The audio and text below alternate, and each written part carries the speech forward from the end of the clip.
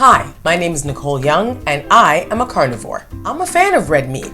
I cook with ground beef in particular on a regular basis, mainly because it's easy, it adapts to a lot of different flavors, it cooks quickly for the most part, but from time to time I do put red meat on the back burner, and when I do, I like to swap out a lot of my ground beef recipes for my ground shrimp recipes. I could go on and on about the virtues of ground shrimp, but three main reasons why I like working with it. Number one, it's DIY friendly. You can create your own ground shrimp at home. You don't need any special tools. You just need either a mini chopper, blender, or a food processor. Whatever you have with a high-speed blade in there, you can use that to create your own ground shrimp. Reason number two is that it's very easy to work with. You can manipulate it very easily, just like ground beef.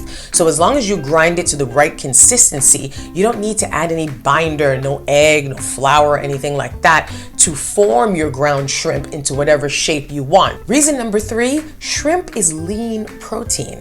It does not have a lot of fat, it's high in protein, and of course it's delicious, so that's an added bonus. But just like using lean ground beef, but even leaner, you can create healthy, delicious dishes with ground shrimp. Okay, so on to the recipe. I'm gonna make for you a shrimp fried rice burger. One of the things I love about this dish is that the whole meal is in the burger itself. You have your healthy grains, you have some vegetables, you also have the lean protein from the shrimp. Then of course you're gonna have some delicious added flavor. That really tasty Asian kick is also going to be inside the burger, so you really cannot go wrong, unless of course you're allergic to shellfish. Add a pound of frozen shrimp to a large bowl, cover with cold water, and set aside to defrost.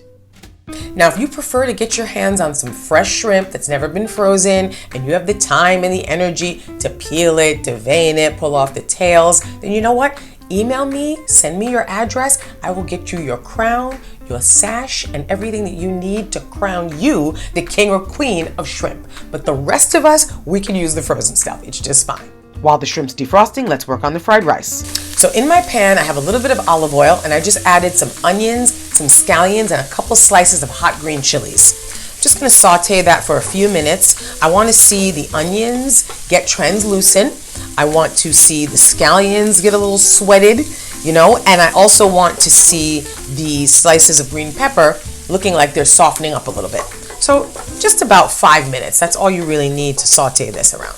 Now, a popular ingredient in shrimp fried rice is green peas. So now I'm gonna add some green peas into my mixture with the onions, scallions, and chilies.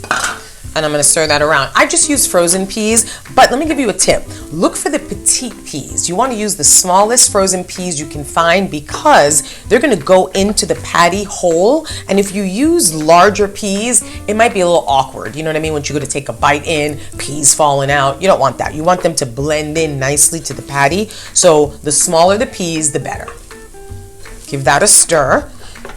Just about 2 to 3 more minutes, because you want to make sure that the peas, they started off frozen, so you want them to be fully defrosted. Now, because I want to keep this dish on the healthier side, as opposed to using day-old white rice, which is typically what they use in fried rice recipes, I'm actually using a mixture of brown rice and quinoa. Now, here's a hack. Instead of waiting 45 minutes or however long it takes to cook brown rice from scratch, and then also, quinoa cooks up pretty quickly, but instead of doing that, this is actually rice that I warmed up in the microwave. That's right, came out of the microwave, honey. No shame in that. It only took 2 minutes also.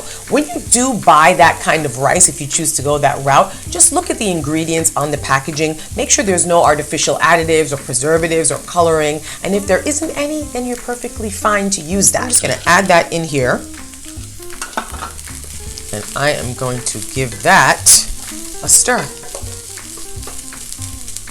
The rice is already cooked, so I'm just doing this to kind of marry the flavors of the onion and the scallion and the peas. They've already been in the pan for a while together. I want the rice to adapt that same vibe. Saute the mixture for about another minute, season with some salt and a squeeze of fresh lemon. And this part's done. So now I'm just going to set this aside, let it cool to room temperature, and we're moving on. Marinade time. Whisk together some gluten-free tamari or soy sauce, some sesame oil, some apple cider vinegar, fresh lemon juice, 5-spice powder, dried parsley, and dried nori flakes. Make sure everything's well whisked and blended. And we're going to set that sauce aside. By now, the shrimp should be defrosted. Add shrimp to your food processor and pulse 5 times. The consistency should be minced but still a little chunky. Now add the ground shrimp to a bowl, add in the rice mixture and the marinade, and mix everything well with a spoon. Once it's combined, you're going to separate the mixture into 4 sections, and these will be your patties. So you want to form each section into patties like this.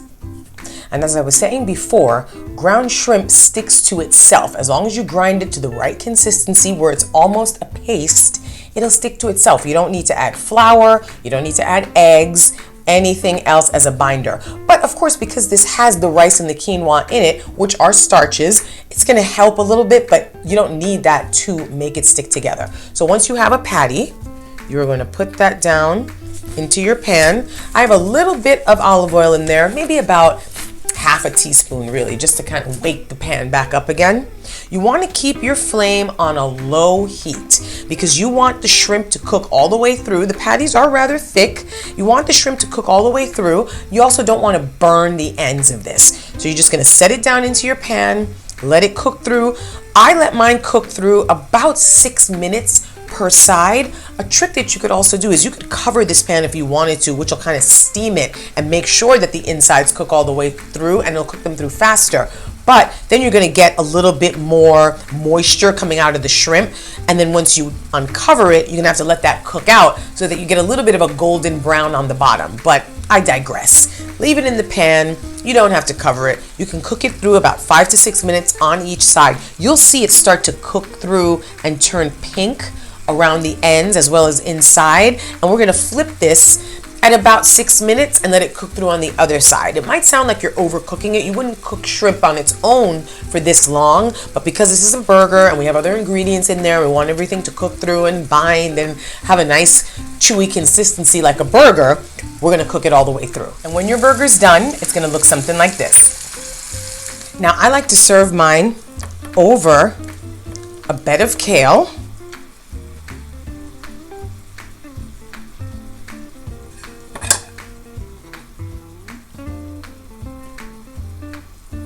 I like to top it with some shredded carrot because carrot is another ingredient in shrimp fried rice, but we didn't put the carrot inside the burger. We're putting it on top of the burger as a topping. Then I'm going to top this with a little bit of a peanut sesame aioli.